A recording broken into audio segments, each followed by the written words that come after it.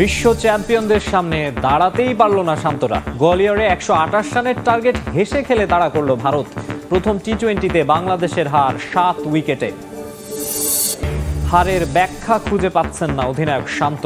Batting বোলিংয়ে অসহায় আত্মসমর্পণে চরম হতাশা, দিল্লিতে ঘুরে দাঁড়ানোর আশা। বাজে সময়ে জাতীয় দলের সাবেক সতীর্থ ইমরুলকে পাশে পেলেন সাকিব। অলরাউন্ডারের বিদায়ী টেস্টে বিসিবিকে বর্ণিল আয়োজনের তাগিদ। গোয়ালিয়রে প্রথম টি-20তে ভারতের বিপক্ষে 7 উইকেটে হেরেছে বাংলাদেশ। টাইগারদের ব্যাটিং ব্যর্থতায় মাত্র 127 রানে অল আউট হয় সফররতরা। জবাবে 3 উইকেট হারিয়ে 8 ওভার বাকি থাকতেই জয় নিশ্চিত করে টিম ইন্ডিয়া। সিরিজে 1-0-তে লিড নিল স্বাগতিকরা। অলরাউন্ড পারফরমেন্স করে ম্যাচ সেরা হয়েছেন হার্দিক পান্ডিয়া।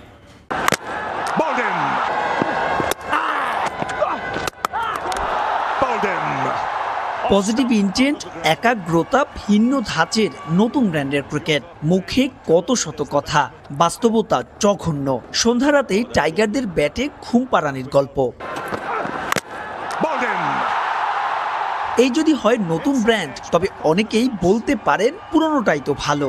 জাকের আলীর এই আউটটা দিয়েই শুরু করা যাক। খেললেন না মারলেন নাকি ছাড়লেন, এটা আন্তর্জাতিক ক্রিকেট হয়তো ভুলেই গেছেন। ওপেনিংয়ে লিটন আর দলে ফেরা ইমন। এলকেডি বল তুলে দিলেন আকাশ পানে, আর স্ট্যাম্পের বাইরের বল টেনে এনে বোল্ড পারভেজ হোসেন ইমন। ওপেনিং ব্যর্থতার চিরায়ত প্রথাকে পাশ কাটিয়ে হৃদয় মুক্তি পেলেন 3 ওভারে খেলে। সেই 18 বলের আবার 11টাই ডট। মধ্যপ্রদেশের রিয়াদ হয়তো নিজেই লিখলেন নিজের বিদায়ের গান। উইকেটে পড়েছিলেন অধিনায়ক শান্ত, তবে ওয়াশিংটন সুন্দরের বলে যেভাবে ক্যাচ তুলে দিলেন যেন সবই বৃথা।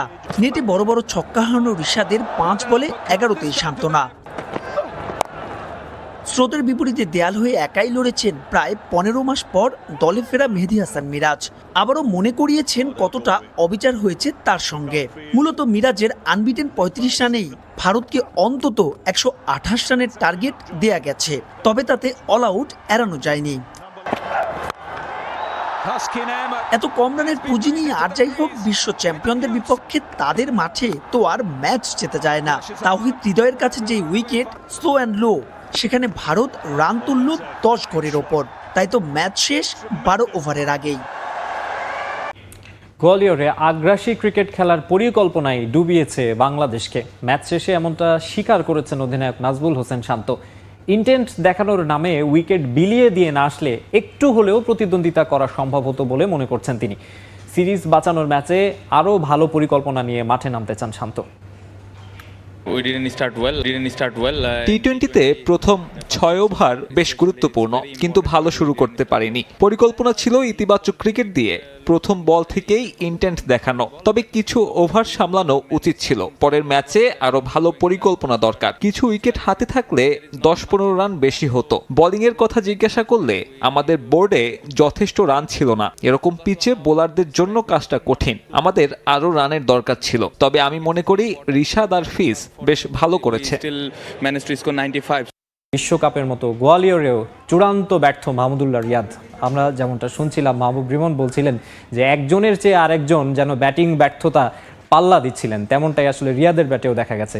দলের এই ভরাডুবির দিন আরও একবার প্রশ্নবিদ্ধ এই সিনিয়র ক্যাম্পেইনারের পারফরমেন্স। অথচ পারফরমেন্স কিংবা অভিজ্ঞতা না, একের পর এক ম্যাচে রিয়াদের এই সুযোগ পাওয়ার কারণ তার নামের ভার, আর তাতে পারফরমেন্স করেও উপেক্ষিত থেকে যাচ্ছেন অন্যরা। কার সাথে কার কম্পেয়ার করতেছেন? মানে জিনিসটা হলো যে রিয়াদ ভাই এত বছর ধরে বাংলাদেশ টিমকে সার্ভিস দিচ্ছেন, ভালো করেছেন, অনেক ম্যাচ জিতিয়েছেন। হ্যাঁ, অনেক ম্যাচ হয়তো শেষ করে আসতে পারেননি, বাট বাংলাদেশের অনেক ম্যাচ জেতার পেছনে কিন্তু ওনার অনেক অবদান আছে।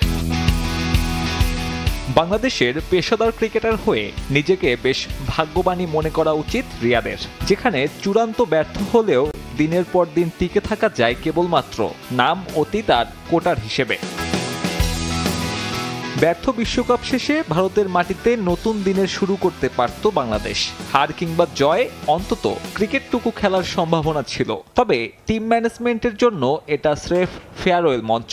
তাই তো ধারাবাহিক ব্যর্থ আর অফ ফর্মে থাকা রিয়াদ এখনো সুযোগ পেয়ে যাচ্ছেন প্রথম একাদশে। অথচ বিশ্বকাপ শেষেই তার বিকল্প খোঁজার সময় পেয়েছিল টিম ম্যানেজমেন্ট। আফগানিস্তান ম্যাচের বিতর্কিত কাণ্ডের পর পাক্কা 3 মাস। এই 3 মাসে এইচপির ব্যানারে অস্ট্রেলিয়ায় টপ এন্ড টি-20 সিরিজ, মিরপুরে সাদা বলের ক্যাম্প আর প্রস্তুতি ম্যাচ। ভারত সিরিজে সুযোগ পাবার মানদণ্ড এসবই হওয়ার কথা থাকলেও টিম ম্যানেজমেন্ট বেছে নেয় পাবলিক ডিমান্ড থিওরিকে। শামীম ইয়াং এবং খুবই ভালো করছেন, খুবই ভালো ব্যাটিং করছেন, বাট আমি এই জায়গায় কম্পেয়ারে এখনই যেতে চাই না। টপ এন্ডের 8 ম্যাচে শামীমের পক্ষেই কথা বলে তার পরিসংখ্যান। ম্যাচ সিনারিও কিংবা প্রস্তুতি ম্যাচেও ছিলেন ধারাবাহিক। তবুও জাতীয় দলে প্রত্যাবর্তনের সুযোগ পাননি গত ডিসেম্বরে বাদ পড়া এই মিডল অর্ডার। 2026 বিশ্বকাপের কথা চিন্তা করলে বাজিয়ে দেখা যেত মাহফুজুর রাব্বিকেও। যুব এশিয়া কাপ জয়ী অধিনায়ক 150-র কাছাকাছি রানের পাশাপাশি 4 উইকেট আর 7-এর নিচে ইকোনমি।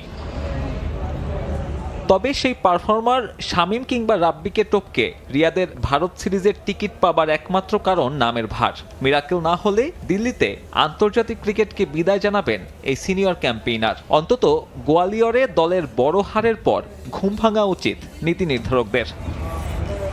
বিপিএল এর ফ্র্যাঞ্চাইজিরা তাদের দল গোছাতে ব্যস্ত আছেন। তারা নতুন নতুন খেলোয়াড় কিংবা কোচিং স্টাফ দলে ফেরাচ্ছে। তার আগে আলোচনায় দেশসেরা অলরাউন্ডার সাকিব আল হাসানের এবারের আসরে অংশগ্রহণ নিয়ে। যেহেতু তিনি সবশেষ আসরে রংপুরের হয়ে 22 গজ মাতিয়েছেন, এবারের আসরে সাকিব অংশ নেবেন কিনা এই নিয়ে তার কোনো বক্তব্য পাওয়া যায়নি। তবে বিষয়টি নিয়ে খোলাসা করেছেন রংপুর ফ্র্যাঞ্চাইজির টিম ডিরেক্টর শানিয়ান তানিম। তবে এবারের আসরে সাকিব রংপুরের হয়ে খেলবেন কিনা সাংবাদিকদের এমন প্রশ্নে ফ্র্যাঞ্চাইজিটির টিম ডিরেক্টর তানিম বলেন, সাকিব বাংলাদেশের সবচেয়ে বড় ক্রিকেটার, এটা নিয়ে কোনো সন্দেহ নেই, বাট ডাউট আছে তার অ্যাভেলেবিলিটি নিয়ে। এটা আমার হাতে নেই, নির্ভর করছে দক্ষিণ আফ্রিকার বিপক্ষে তিনি খেলতে আসেন কিনা। এখানে আসলে একটা বড় ছবি পাওয়া যাবে যে হয়তো পরে বিপিএল খেলতে আসবে। ওনার অবস্থার ওপর নির্ভর করবে রাখতে পারবো কিনা।